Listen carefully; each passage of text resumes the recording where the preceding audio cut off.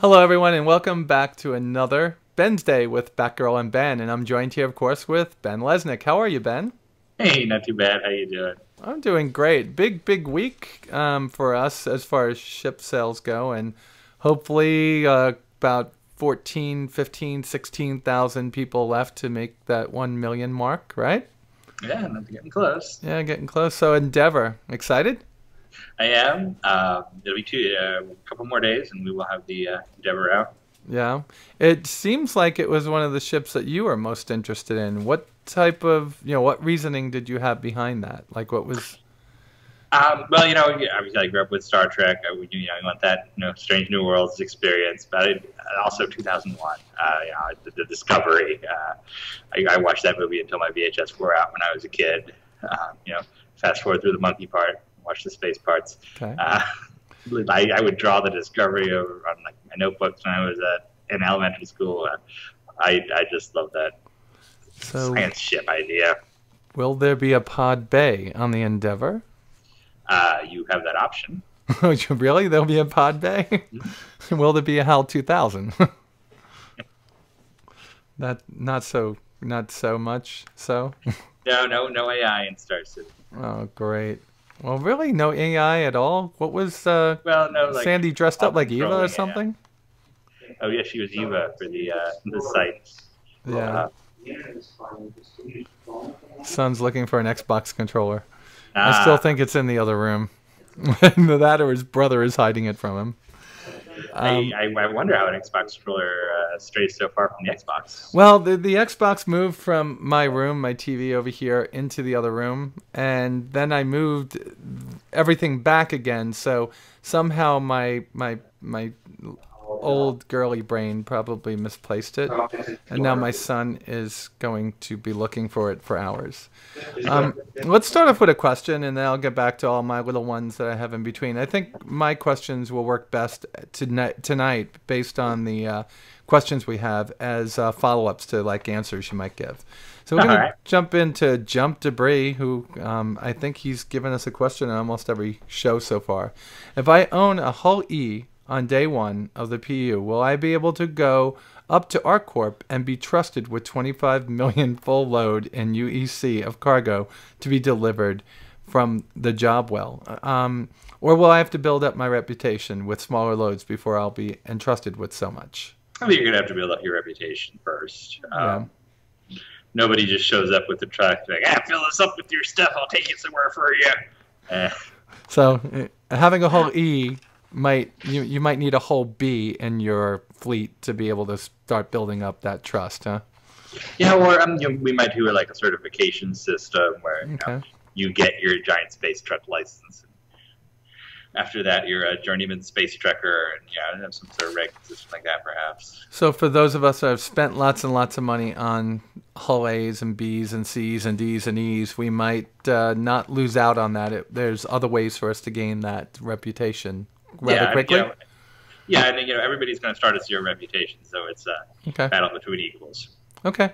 Bad Donkey wants to know, will any of the current ships, like the Freelancer, Connie, or Cutlass, have BUK sales in the future?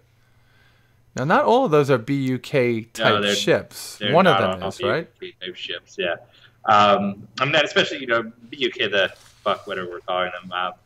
It's intended specifically to be for combat ships, something the military would use. So, Were you thinking some like some of the F-18 ships. Hornet in that? Like how it goes from attack to fighter with just a couple of seconds of, well, a couple of minutes of work on the flight deck?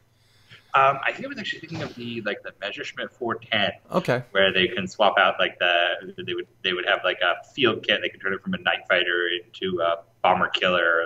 Anti-tank.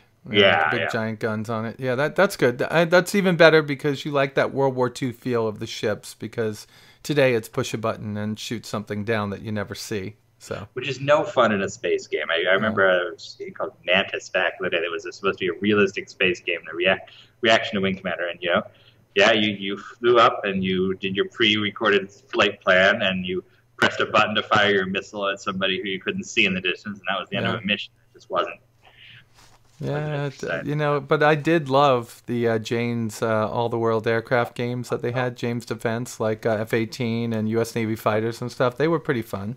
Origin did those Yeah. back in the day.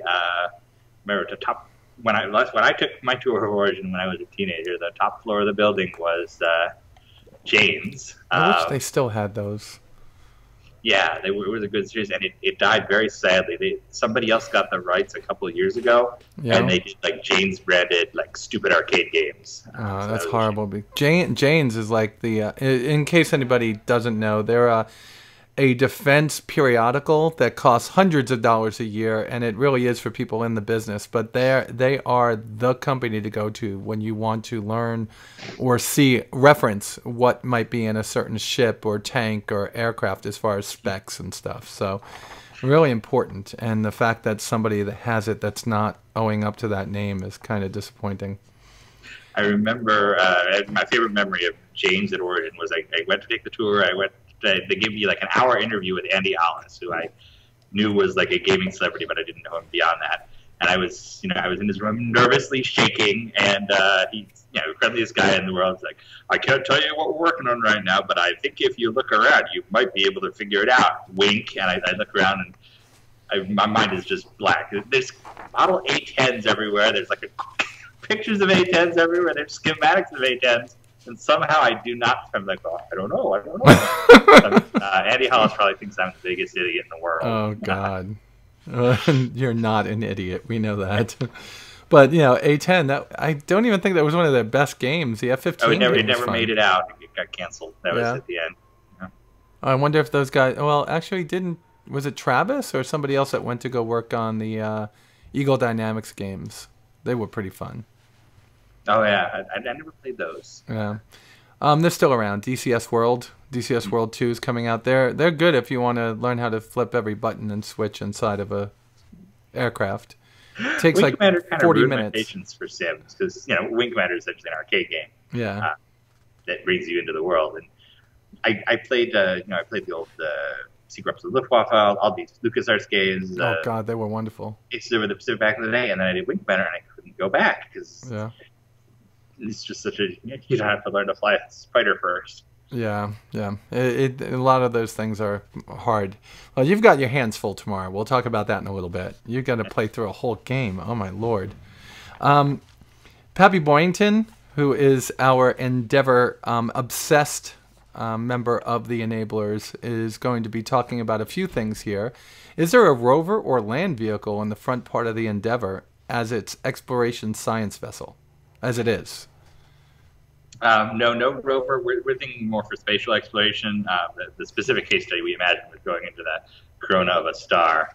Okay. But no rover, no stock rover, anyway, I'll say. Okay. If the front part separates to explore a new planet, how will theft of the back part be prevented? Now, we asked this once before, and you had a very easy answer to this.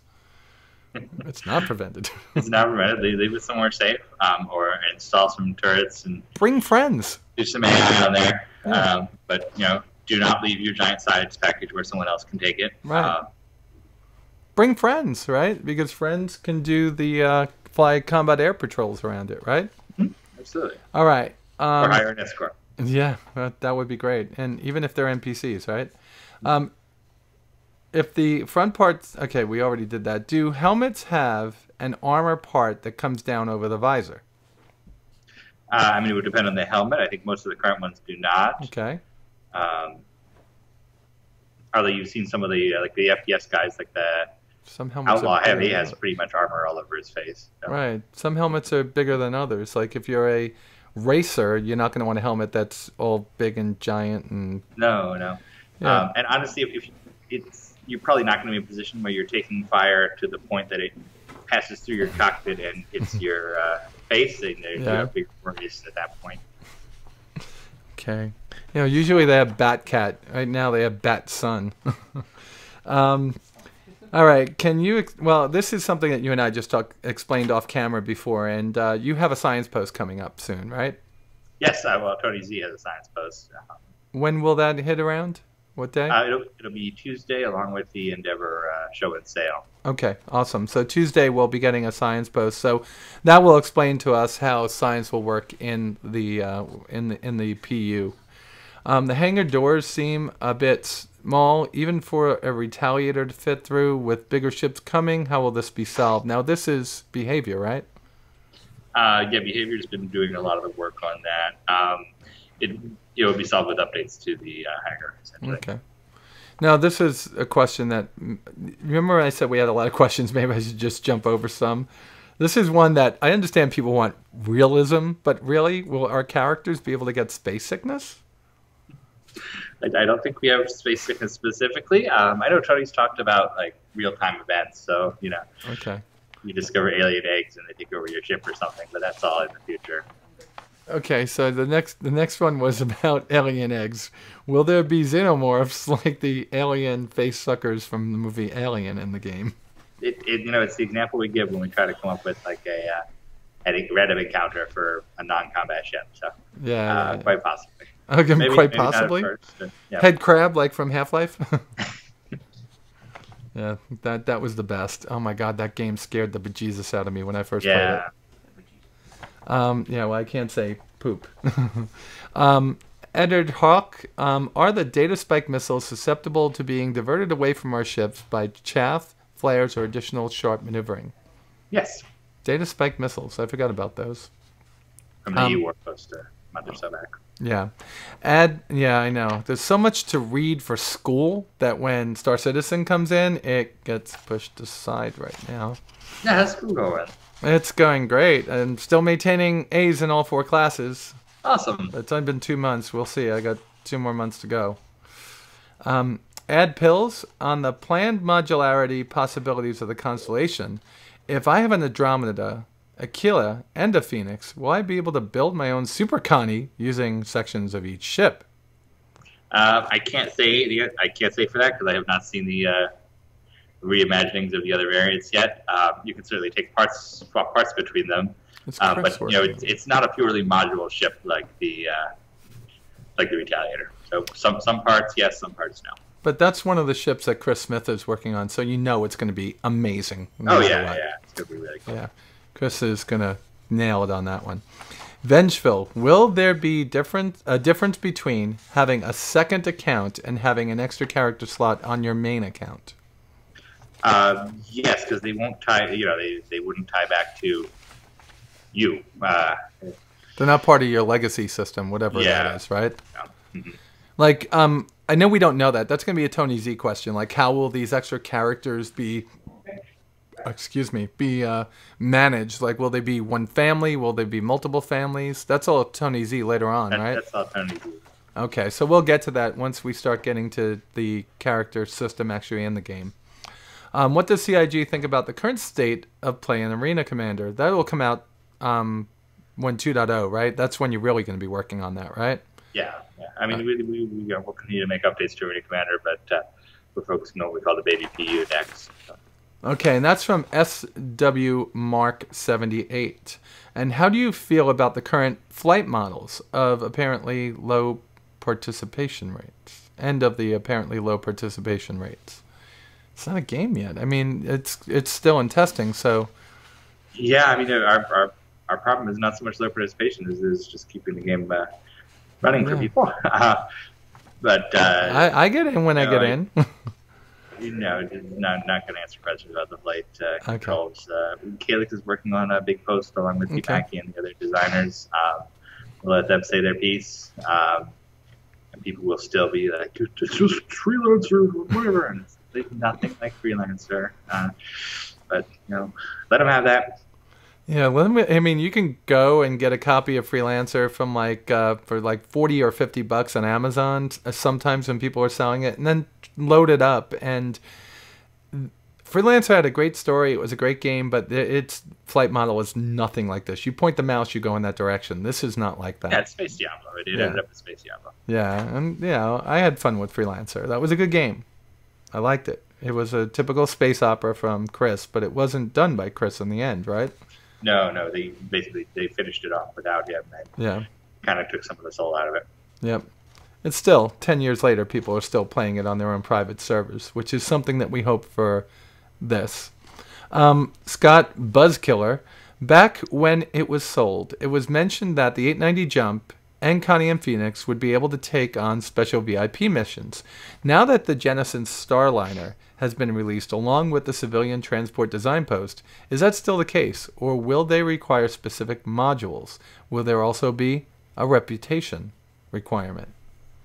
So no, the Starliner does not negate any of the luxury travel stuff. I mean, in fact, specifically the Starliner is common people's travel. It's Space Southwest Airlines, whereas there's still a call for private Private VIP jets. somewhere. Yeah, Yeah, private jets, net jets.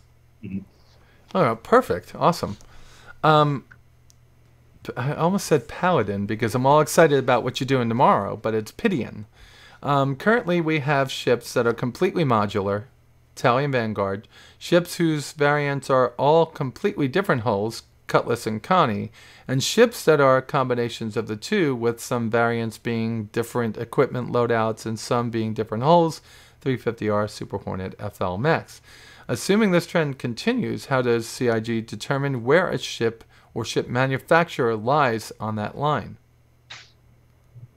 So you can explain it again. I'm sorry.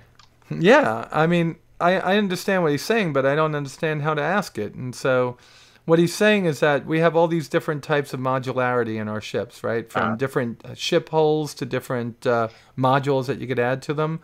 How does CIG, like you're the person that helped, that is in charge of designing ships. How do you design where a ship builder falls along those lines? That it's going to be different hulls, or it's going to be total modularity? Or is it specific to a design itself? A lot of times it's specific to the design itself. We do have a style sheet for each of the manufacturers. We say, they're more likely to do very rigid military stuff with swappable weapons versus that's Anvil or Aegis. Whereas Anvil is more swappable weapons, swap components, whereas Aegis is more bigger chunks of the ship can be moved out very quickly for combat. Something like Misk is much broader. Separate pods like the Endeavor. Right. So it's a mix. I know, and his last question was about the Caterpillar. I'm going to assume that he sent this in prior to yesterday's ATV because Lisa really went deep into the Caterpillar and where they're at before they start full production of it next year. And that looks like it's fully modular design, which I like. Yeah, it looks like it's going to be cool, beautiful. Yeah. You guys, hopefully you have a ship sale, the big week-long one coming up in November, like always, right? I believe so. We haven't knocked it down, but I'm sure we'll do something special. Well, I hope you put the Caterpillar back up for sale then, because that is one that I kicked myself in the pants for not getting the first time out. That looks like it's going to be great. So tomorrow you have a really big event. What is tomorrow marking for the Star Citizen world, or the world of Chris Roberts? Oh, yes. So tomorrow is the 25th anniversary of the original Wing Commanders release. We're going to celebrate with a live stream playing through the entire game. We'll have some special guests pop in to chat about it between missions. Awesome. We're going to dye our hairs blue and just talk Wing Commander. It should be a lot of fun. That's awesome, and it's all going to be put up on the comm link at some point too, right? Yeah, we'll record the whole thing.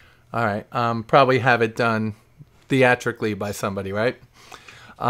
So I got a question for you. How many times have you played through the game? I've played through it hundreds of times at this point. Hundreds of times, yeah. What's your favorite mission, and what's the mission that you're dreading the most? Obviously, I'm dreading the Kursawa 2, the Rilari mission, because what a way to make a fool of yourself playing that 50 times, which I'm sure will happen. Yeah. Favorite mission? There's one that's a pure joy where it's one of the early Rapier missions where you go after Kilrathi supply lines, and I think there's like 3 transports and their escorts you take out. I've always liked that one. Okay. I'm also dreading that first encounter on McAuliffe 2 with Barak Starkiller, just because that little leap will turn and run faster than you can get him. It's so frustrating. Oh, that is so frustrating, that mission. If you're not on him early, he's gone, and that just pisses me off. Because you only have so many tries at getting those elites or whatever you want to call them, right? It's like Yeah. they're here, Yep. they're gone, and then you find out that they killed somebody else later on. It's like, Yeah. You get that in the dialogue. It's great. yeah, it's like, oh great. I wish I wasn't working tomorrow, but it's big launch day at the company I work for this weekend, so I'll be tied up taking care of my customers. But I think I'm going to come home tomorrow night and play through the game again. Actually, it's not that hard. You can play it through in a few hours, right?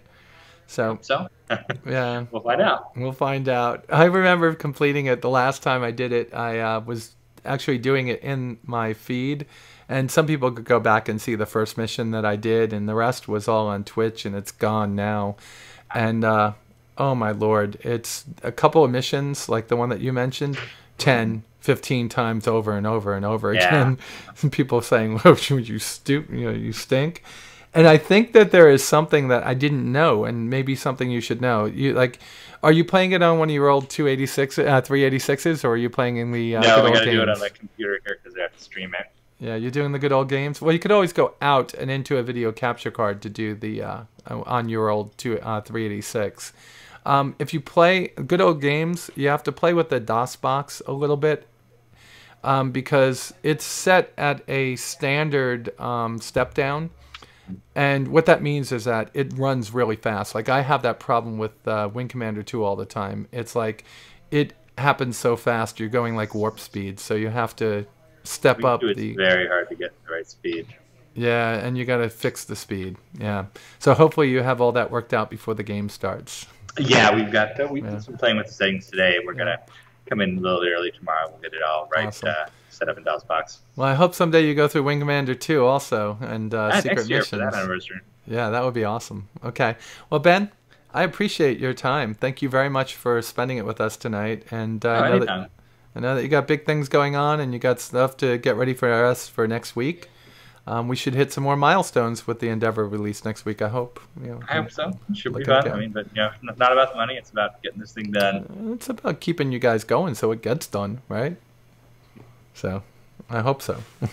All right, anyway, like you said, it's not about the money. You could always buy all these wonderful ships in-game, and all you have to do to get into the game is just buy one of the starter packages, which is cheaper than the average AAA title today. I mean, I love the sales. I love seeing the numbers come in, seeing people support us. It means, more game done faster, done better. But I view the ship sales as primarily a way to get the information about these ships we're building out to the community. So if 1 in 10 people buy them and the other 10 or the other 9 are just entertained, then I am very happy. Oh, awesome. And for those people that want to help keep Star Citizen AA going, don't forget to go to patreon.com/Batgirl. All right, Ben, let's say goodbye to everybody, and then we'll sign off. Thanks, guys. Hi, everybody. Yep. And with that said, you all be safe out there, and I'll talk to you soon. Bye. Good luck with the Xbox controller. Yeah, good luck. He's sitting over here looking at me like laser beams through my head. Bye, guys.